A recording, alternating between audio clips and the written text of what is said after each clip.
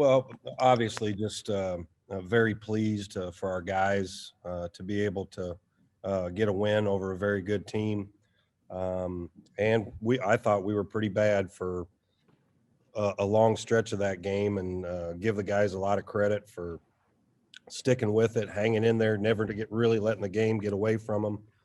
A lot of really good contributions off the bench, and Julian, after he came back in, did some great things. And we had 9 turnovers in the first half, and it's hard to score when you're turning it over like that. And as I've said before, Todd, our bad offense hurts us on defense because our guys get a little into themselves a little bit, and we made a lot of mistakes at that end, but we became more disruptive. Kind of got to the game plan we actually wanted to do. Didn't turn the ball over, and we got the thing turned around and won a big game over a very good team. Greg, the three-quarter court press had, as a coach or as a player, when you go to something like that, you hope it works. You probably don't expect it to work quite as well as it did tonight. I think Loyola had 6 turnovers out of 7 possessions at one point. Tell me about that, and just how much energy you guys had in playing it, and obviously it was a huge effect on the run that you made to win it. Yeah, I know you wanted to see that press, so we had to No. throw it out there for you. Usually a team like that, we got them out of whack a little bit. We sped them up.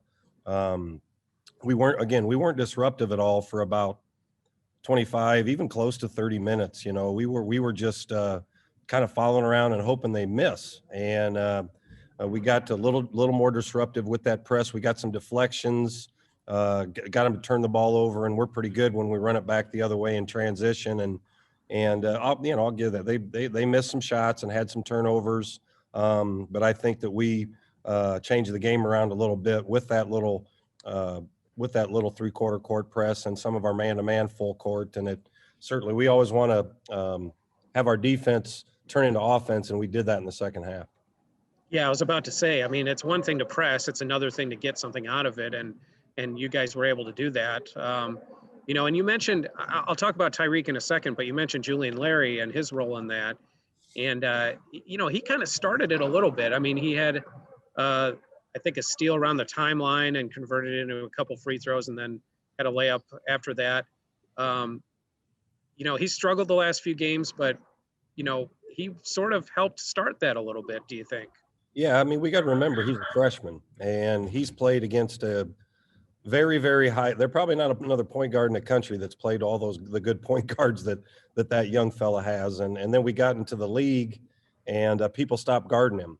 And he was, you lose a little confidence. You have a little doubt for a guy that always plays with the ball in his hands. But he has to continue to learn how to play without the ball in his hands when nobody's guarding him. He can affect the game in good ways. And Todd, you probably remember Troy Taylor for Evansville and guys like that there's other things you can do. And Jew is a good defender. He's a very disruptive defender. But when you're questioning yourself at one end, you're not near as aggressive at the other end. And you saw a little bit more of what we saw of Julian to start the season. And I hope as we get moving forward, we'll continue to do that. I thought, as important as that late run was, I thought an equally important stretch was when Tyreek, I think he scored 8 to end the first half and 6 to start the second half. And while you did, the game still hung there at about a 9 or a 10-point game, he really took the team on his shoulders at that point, and then, of course, kept it on his shoulders. That stretch was really important because the game was really in the balance at that point, and he made sure that you guys didn't fade away, really. He was. Stage. I mean, and Tyreek, he's getting used to playing with a freshman point guard and some new guys as well. And he's an unselfish guy, so he hasn't been as assertive as an aggressive at the offensive end as his team needs him to be. And I think he really noticed that last night and said, "Hey, I'm going to go to work here." And we run some things for him, but he gets a lot of the stuff on his own with getting into the post and getting to the foul line. And, he's as good a shooter as there is. So anytime he fires one from three, that's good for us. I just got to get him there at the end of the game to just catch and hold the ball and let him foul him and not give it up. But Tyreek looked like Tyreek tonight. I thought he looked more like Tyreek at Missouri State, and that bodes well for us. I don't want to talk too much about morale because you still have another game to play tomorrow, but you do at least go into one of these second game of a back-to-back with a win. I can't imagine it changes the approach all that much, but obviously it changes the mental attitude of the team a little bit. What do you think it means? Well, you look at going into this game before we started. I think the 3 opponents we had were 29-3. So it's not like we're not playing really good high level of competition. And we've played veteran teams. You look at Drake, who's older than the Chicago Bulls, and Missouri State's a veteran team, and Loyola's got all their starters back. So it hasn't been easy for us. We've had some really good periods of play, but we've also had some really poor periods of play. And we have a lot of stuff to improve on at both end. And for me, especially, it's defensive things, because you get into the conference and the game shrinks, the possessions throughout the game shrink, and you can't give up the easy ones that we still kind of continue to give up. But we created some offense with our defense tonight, but there's a lot of things we have to tighten up. You want some more surprise opponents? Seem to work out okay this time. Hey, I think when I first found out, talking to Shishard and our people here, you're preparing all week, just like Loyola preparing for Drake. We're preparing for Southern, and how bad you need to win, and you want to win. And I know Southern's really good too, but then you hear about Loyola coming in, and for one, Porter's a good friend, and they've only played a couple league games, killed both of them, and beat a very good North Texas team. So, and they're a veteran team, so I was a little nervous about that, but our guys are excited to play. Staff's excited to play. We looked like it for a while that we were prepared for another team, but just really, really pleased for our guys. All right. See you tomorrow. Kyle or Omar, you got anything, or are we good? Yeah, Coach, had a quick question. I just kind of like Todd was saying, looking at the big picture. I mean, how challenging was that for you guys as a staff? You're getting ready for Southern Illinois. We find out Friday the series is postponed. Then Friday night we find out, oh, hey, now we're playing Loyola. How much of a challenge was that for you guys as a staff? Well, basically putting in a game plan. That's why you hire great staff. Brett Carey had Southern, and then I let him know that there's a possibility that we probably would not be playing Southern, and it was possible that it was going to be Loyola. So he and I both flipped it, and because we knew Southern was out, but we didn't know if we're going to still have to play Loyola. But we started preparing that night and just tried to do the best we could. You can't be too complicated in your game prep. You're looking at Loyola. I'll give them credit. They're preparing to go into an undefeated Drake team on the road, so they're hyped up to get ready to do that. And then they have to stop and prepare for another team too. So everybody's dealing with the same stuff. It's not done yet. And I know this, we're going to keep doing what we do. We're going to keep staying as safe as possible and following our protocols. And the next game's on the schedule. If something changes, you got to flip that, and you got to go play who's put in front of you. Hey, last one for you really quick. Does this game, you think, have any impact on tomorrow, or do you think it's just a brand new clean slate? Can you take anything from this game into tomorrow night's game? Yeah, I wish Loyola would forget all about it and just be really nice to us tomorrow, but that's not going to happen. They're going to come spit and fire, and they were in control of the game a lot. What we did was not enough to not let it get away from us, to be able to get back in it and make that swing there.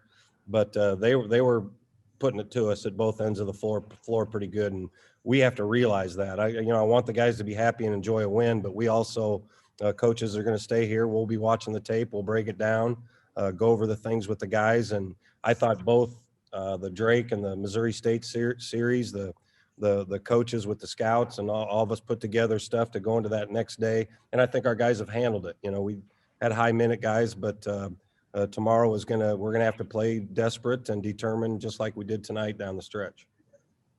Congrats again. Thank you. I just have one question. You held Krutwig to 11 points, 5 for 12 shooting. He still made an impact, but it was you managed to really contain him.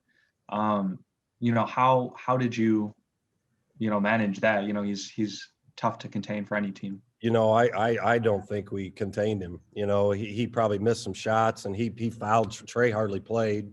And Trey, I think, is a terrific defender. He had Trey's head turning a little bit tonight, and their backup big that came in there. We gave a lot of stuff right there at the basket, and if you're saying that, and the stat sounds that way, but I certainly didn't feel that way, because I felt they got about anything they wanted in the paint, and that's got to change. Krutwig he's a point center. He's the best passing big I've seen in a long time at any in any college level, and he's a really good player. He facilitates the offense, so he's got the ball in his hands. He's not always down in the basket. They're difficult to guard, and he runs the show for them. And again, I didn't think we were very good against either one of those guys tonight. Thanks, Coach. Thank Good game too. Coach, I got one thing for you. This is Alex. I'm doing the game tomorrow for CBS. Hi, Alex. Is the fact that you guys were preparing for Southern, and the fact that Brian was on Porter's staff, and I think Tyreek mentioned the fact that they run a lot of the same stuff. Did that help you a little bit to try to get? I know personnel's different, and obviously Loyola is a much more veteran team, but did that help you a little bit in terms of at least knowing what types of offense to worry about defensively? Well, a lot of teams in our league are similar, and I think you go across the board with that. Brian was on his staff, but Brian's doing his own thing. Porter does his own thing, and he goes game to game and switches. He's got so many sets, that he takes a handful or 8 of them and goes in and runs those particular game. If that was an advantage, I'm glad we had an advantage, because we certainly need it. But the way the game went for about 25, 30 minutes, it didn't look like it got any help by having a Southern scout. It's what we did in that last minute with our effort and our energy and our offensive execution at the other end. And just overall thoughts, you got a couple of series now under your belt in the Valley. Obviously, a lot of conferences in college basketball are doing this. Just your thoughts on how these back-to-backs have been working out from a coach preparation standpoint, and just an overall execution of what you guys normally do in a given season. Well, we haven't been very good in the first game of the other 2 series, but we fought like crazy against 2 really good teams in the second one. It's a consistency thing. It's being able to play at a high level throughout 80 minutes against another good team. So, and you're talking about 18 to 22, 23-year-old young guys, and there's a lot of things that go into that. So the best thing we could do now going into tomorrow is break it down, learn from the mistakes, and then look at the good things that we did and try to take it in and play better for 40 minutes tomorrow, because we're certainly going to need to.